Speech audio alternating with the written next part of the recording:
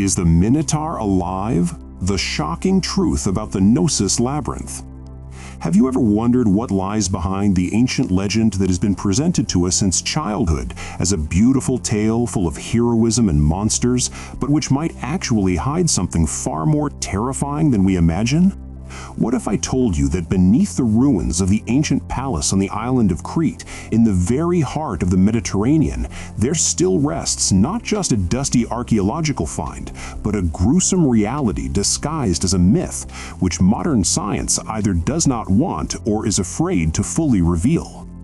What if the labyrinth at Knossos is not just an architectural phenomenon, not just a metaphor for the human mind or a symbol of divine design, but a real machine for intimidation, control, and sacrifice, constructed not so much to terrify enemies as to suppress its own people? And the Minotaur is not a mythical creature with a bull's head and a human body, but a real character whose role was so repulsive and so dangerous for the official version of history that he had to be turned into a fairy tale monster?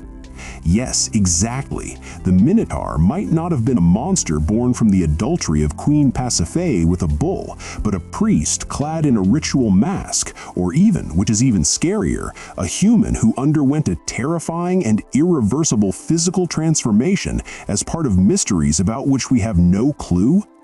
And what if the labyrinth described in ancient texts as an impassable, tangled network of corridors was actually neither tangled nor impassable, but a carefully planned system of ritual chambers where every turn, every passage, every door had its own sacred meaning, and where everyone who entered knew there would be no way back?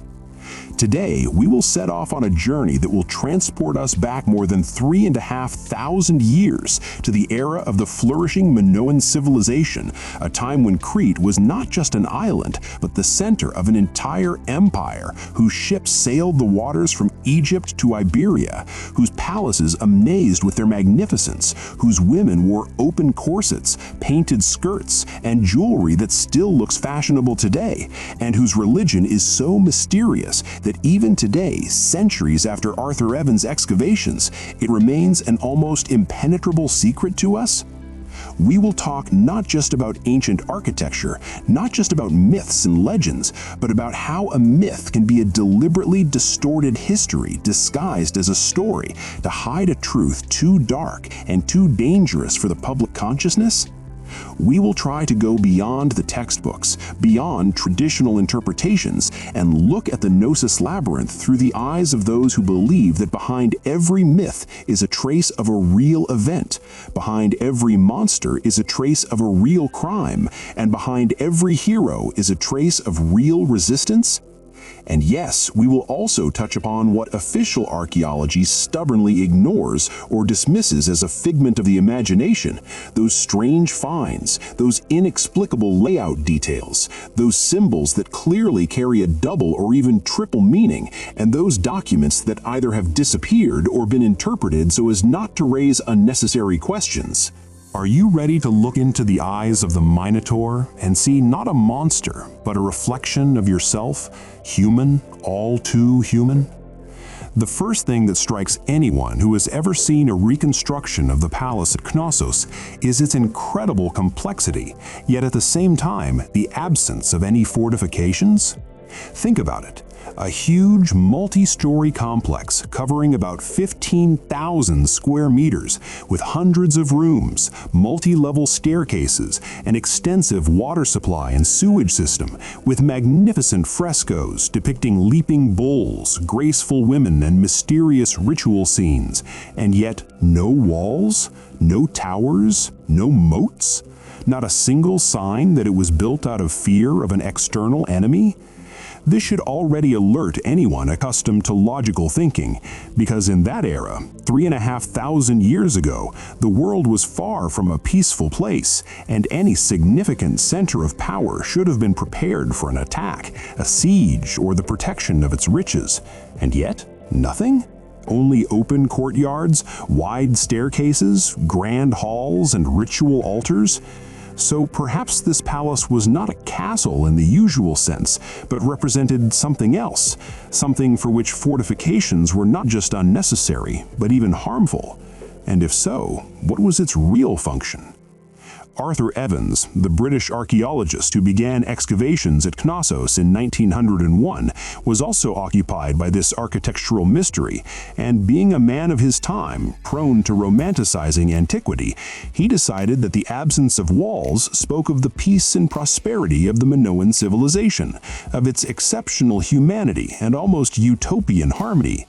He even coined the name Minoan for it, in honor of the legendary king Minos, and built an entire story about a world of sailors, artists, and priestesses, where war was something of an unfortunate misunderstanding. But there is one small detail he either did not notice or chose to keep quiet about.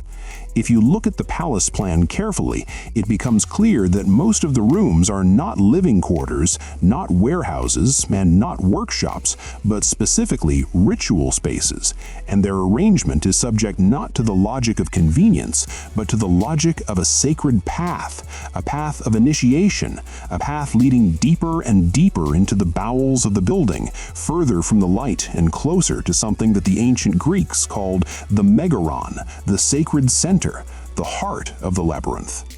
And here a second strange point arises. The word labyrinth itself in the ancient Greek language has nothing to do with complexity or impassability as we are used to thinking today. Its roots most likely go back to the Dorian word labrus, which means double axe, one of the most important ritual symbols of the Minoan religion, which is found everywhere on walls, on altars, on cult objects, even carved into stone blocks. That is, the labyrinth is perhaps not a place you cannot get out of, but the place of double axes, meaning a temple dedicated to the goddess whose attribute was precisely this ritual instrument, used, as some researchers believe, not only for animal sacrifices, but also, which is much more terrifying, for human sacrifices. And this assumption makes one feel uneasy, because if the labyrinth is a temple, then the Minotaur is not just a mythical creature at its center, but a priest or a victim, or perhaps both at the same time. And then the legend of Theseus, who arrived on Crete and killed the monster, is not a story of a brave hero, but a metaphor for the overthrow of an old cult, the destruction of its main symbol, and the release of hostages sent into the labyrinth to certain death.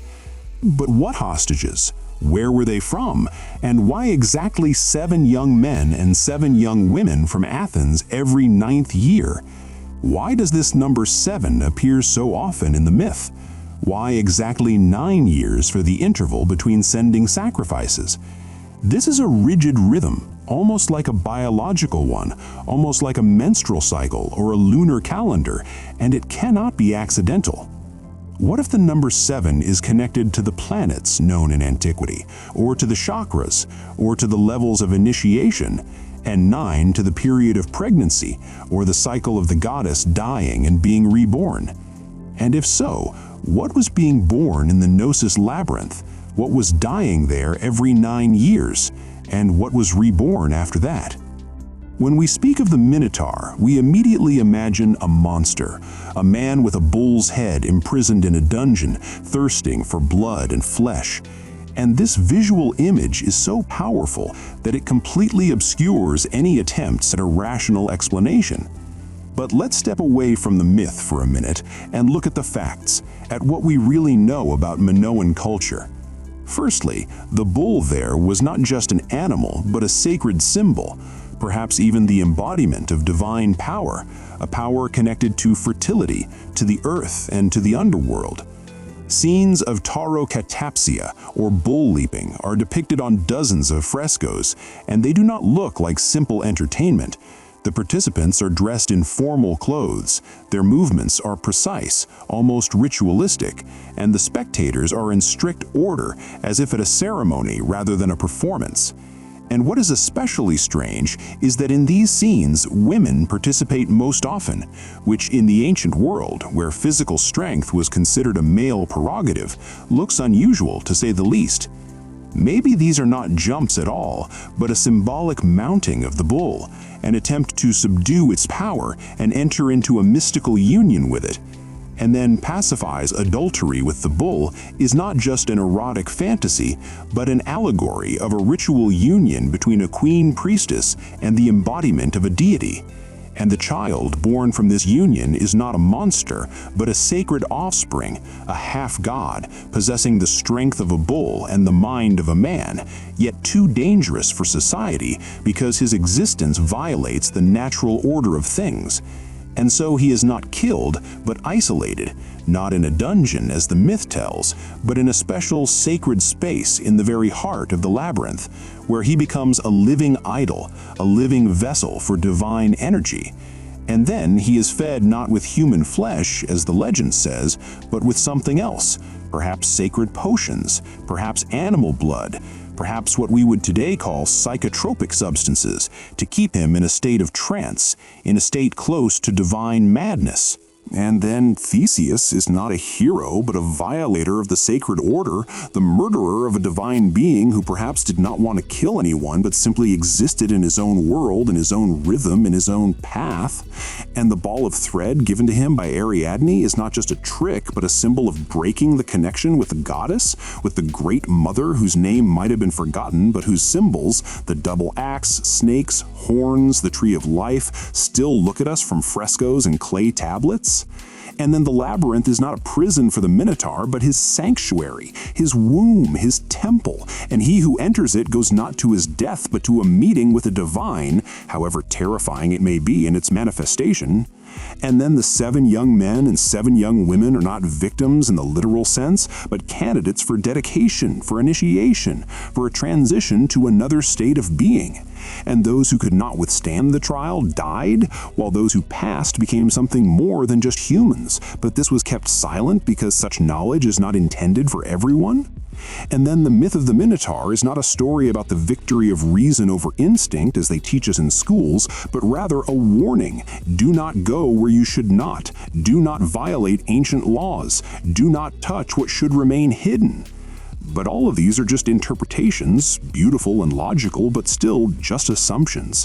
What if there is something more? What if the labyrinth at Knossos is not just a ritual center, but something like an ancient equivalent of a black room, where not only rites were performed, but information was stored, access to which was strictly limited? And not just information in the form of tablets or frescoes, but knowledge encoded in the architecture itself, in the proportions and the orientation of the halls according to the cardinal directions, in the acoustics of the corridors, and in the location of ventilation shafts which, as it turned out, did not only supply air, but created strange sound effects, a hum, a whisper, a roar resembling the roar of a bull. Yes, modern scientists have conducted experiments and found that under certain conditions, especially during wind from a certain direction, a low-frequency resonance arises in some rooms of the palace that is impossible not to hear, and which creates a feeling of the presence of something huge, invisible, and alive. And what if this very sound was the voice of the Minotaur? What if the victims led deep into the labyrinth first heard this roar growing with every step, and even before they saw anything were driven to a state of panic terror, in which they could no longer think rationally, could not resist, and could not run? And then, in the twilight of one of the halls, he appeared before them, tall, clad in a bull mask with horns polished to a shine, with a body covered in bronze plates reflecting the faint light of torches, with a voice amplified by horn resonators, or even, which is not excluded, with the help of primitive acoustic pipes.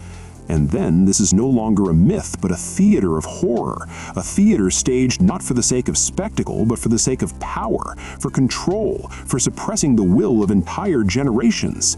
And then the numbers 7 and 9 are not just poetic license, but precise calculations based on astronomical cycles, the movement of planets, and the change of seasons. Because the Minoans, as findings testify, were perfectly well versed in astronomy. On one of the ritual vessels, the so-called Phaistos disk, symbols are depicted that some researchers consider a calendar, and a lunisolar one at that, taking leap cycles into account. which means they could accurately predict eclipses, equinoxes, and solstices, events that in antiquity were considered moments when the boundary between worlds thins, when gods descend to Earth, and when one can establish contact with them or subdue them.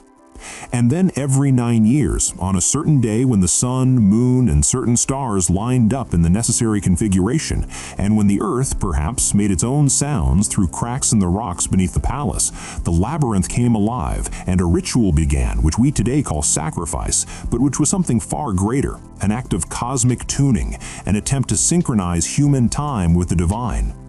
And then the Minotaur is not a character, but a function, a role performed once every 9 years by one of the priests who had passed all levels of initiation, and who perhaps, after completing his mission, went into voluntary exile or even suicide so as not to upset the balance. And then Theseus is not one person, but a symbol of an entire movement, a whole wave that came from the mainland, from Greece, with new gods and a new world view where a male thunder god, a warrior, and a lawmaker stood at the head, and where the woman was no longer a priestess but a spouse, and the child was not a sacred offspring but an heir. And then the killing of the Minotaur is not an act of heroism, but an act of cultural genocide, an act of erasing the memory of an entire civilization, an act after which Crete was never the same. And here we come to the most important question. What happened to the Minoan civilization? Why did it disappear? The official version speaks of the volcanic eruption on Thera, modern Santorini, around 1627 BC, which caused a tsunami, ashfall, and climate change leading to a gradual decline. And this is certainly true, as geological data confirms a catastrophe of incredible scale, comparable to the eruption of Krakatoa in 1883. But there is one detail. The palace at Knossos was not destroyed in 1627 BC. It continued to exist for almost another 150 years and was destroyed only in 1455 BC, and not by a volcano, but by fire.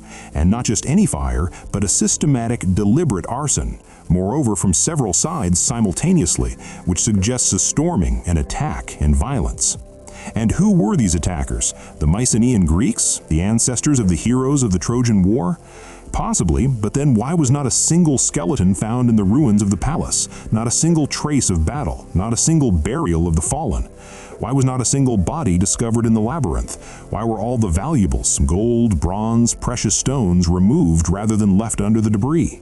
Why was not one of those 7 young men and 7 young women who were supposed to be sent for the last time found? This does not look like a natural disaster. It looks like an evacuation, an organized departure, as if someone knew before the catastrophe that it would happen and managed to prepare. And then, what if the volcanic eruption on Thera was not the cause of the Minoans' death, but merely a pretext they used to leave, to disappear, to erase themselves from the map of history, because their knowledge became too dangerous, because their gods stopped answering, because the labyrinth stopped working, because the Minotaur died or escaped, or was killed not by Theseus, but by someone else? And then the Achaeans came to an already empty palace, an already dead temple, an already silent labyrinth, and finding no treasures, they found no explanation either, and left behind only the legend of a monster, a hero, and a girl with a ball of thread. And the true keepers of knowledge left? But where to? To the west? To Sardinia, where mysterious nuraghi similar to Minoan sanctuaries still stand? To the east, to Egypt, where pharaohs suddenly began to depict themselves with bull horns, or deep into the earth, into those very caves surrounding Knossos, where altars, potsherds, and traces of fire are still found, and where locals are still afraid to go after sunset, because, as they say, he who cannot be named lives there. And what if the labyrinth is not only a palace, but a network of underground passages, part of which is still unexplored because they're blocked, because they are dangerous, or because people are simply not allowed there? And what if something is still kept in these passages? Not gold, not weapons, not writings, but something living, something sleeping, something waiting for its hour, its signal, its sacrifice. There is one story rarely mentioned in scientific circles, but which circulates among local guides, among old-timers, among those who have spent many decades in Knossos, A story that in 1948, already after the Second World War when excavations resumed, one of the expeditions working in the southwest wing of the palace stumbled upon a strange chamber hidden behind a false wall, into which led not steps, but an inclined passage paved with black basalt. Inside there were no frescoes, no furniture, and no altar, only smooth walls covered with a thin layer of red ochre, and in the center, a stone sarcophagus made not of local limestone, but of black granite brought, by estimates, from the island of Elba, which is 1,300 kilometers from Crete. The lid of the sarcophagus was moved aside, and inside lay not bones, not ashes, but a strange mixture of ash, charred wheat grains, fragments of clay vessels with remains of black resin, and 7 small bronze bowls cast by hand, each with a different facial expression: anger, sadness, fear, peace, delight, doubt, madness. The expedition photographed everything, took measurements and took samples, but the next day everything disappeared. The chamber, the sarcophagus, the finds, even the records, as if they had never existed. The group leader, a young archaeologist named Elias Stavrakis, disappeared that same evening, leaving a note with a single phrase: "He is not dead, he is waiting below." A week later, he was found in a cave about 5 kilometers from Knossos, sitting on a rock with wide open eyes, without a single injury or sign of violence, but completely mute and non-responsive to light, sound, or touch. He lived another 12 years without ever uttering a single word, and died in a hospital in 1960, holding in his right hand a small bronze bull that no one could explain where he got it from. This story is officially considered a fiction, a rumor, an urban legend, but those who worked in Knossos in those years swear it is true, and that access to that section of the palace is still restricted, and that ground-penetrating radar used in 2015 showed the presence of cavities underground, but upon an attempted drilling, the drill rig failed, and the operator claimed to have heard a voice speaking in an incomprehensible language, and saw a shadow with horns in the reflection of a metal pipe. This, of course, sounds like science fiction, like a plot for a horror movie. But is that not how all great discoveries begin? With one person who saw what they were not supposed to see, with one phrase they were not supposed to hear, with one step forward when everyone else stands still and says it cannot be? And what if the labyrinth is not the past but the present? What if it is not destroyed but simply closed? What if the Minotaur is not dead but sleeping? What if his roar is not wind in the ventilation shafts, but the breath of something that has not yet woken up? Here we are, back to where we started, to the question of what hides behind the myth. And perhaps the scariest part of the story is not that the Minotaur could have been real, not that the labyrinth could have been a machine of horror, and not that the Minoans knew something we do not know, but that we ourselves are not so different from those who walked into the labyrinth with their eyes closed, believing they were being led to the light while they were being led to the altar. We also live in a labyrinth of information, a labyrinth of illusions, a labyrinth of technologies that promise freedom but increasingly restrict us, a labyrinth of systems that call themselves just but are actually designed so that some gain power while others lose their will. And we also have our own Minotaurs, not with bull heads, but with screens instead of faces, with algorithms instead of minds, with voices that tell us what to think, what to want, and what to fear. And we also have our own Theseuses, those who try to cut the knot, destroy the system, and find a way out, but often become part of the labyrinth themselves because they do not understand that the labyrinth is not walls. It is a mindset, it is fear, it is the habit of not asking questions. And then what if the main lesson of the Minotaur myth is not be brave like Theseus, but do not look for the Minotaur in the dungeon, look for him in yourself? Because each of us at some point carries within both the bull, instinct, anger, and the thirst for power, and the human, reason, compassion, and the striving for freedom. And the struggle between them is the real labyrinth from which there is no map, no thread, and no exit except one: awareness. And then Knossos is not just ruins on the island of Crete, it is a mirror we have been looking into for 3,500 years, and each time we see in it not the ancient Minoans but ourselves, confused, frightened, seeking light at the end of the tunnel but not daring to admit that this light is inside us. So, dear friends, the next time you hear about the Minotaur, do not be in a hurry to dismiss it. Do not be in a hurry to say it is just a story. Better ask yourself the question, what if it is not a story? What if it is a warning? What if it is an invitation to step beyond the familiar, to look into the shadow, to ask the very question to which there may be no answer, but which must be asked? Because only then will we learn the truth, not about Knossos, not about the Minotaur, and not about ancient gods, but about ourselves. And believe me, this journey will be far more interesting than any archaeological expedition.